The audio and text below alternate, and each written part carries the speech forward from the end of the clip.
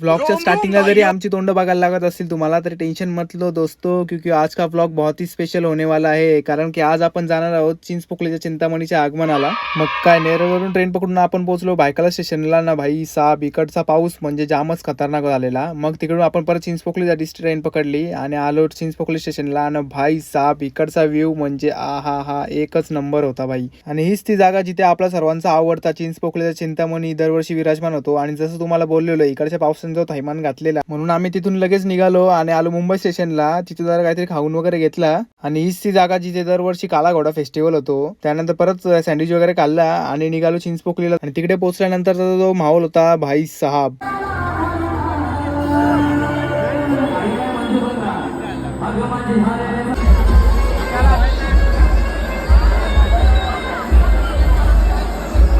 मग ते थोडं जवळ जाऊन आपण बाप्पाचं दर्शन घेतलं. आणि इथे गर्दी किती असू दे तरी आपल्यातली जी एनर्जी असते ना ती नेक्स्ट लेवल असते, खरं सांगतो तुम्हाला. मग निघालो आम्ही घरी जायला. आणि घरी निघता निघता बाप्पा त्याच्या मंडपाजवळ आला होता. परत जायची इच्छा होत होती पण काय करणार, घरी तर जावं लागेलच लवकर. आणि याने घेतलेला नवीनच घडायला त्याचा बघा काय हालत झाली. आणि आम्हाला घरी पोचता पोचता 12 वाजून गेलेले. चला आता तुम्ही पण 12च्या आधी झोपून घ्या आणि भेटा पुढच्या व्लॉग मध्ये.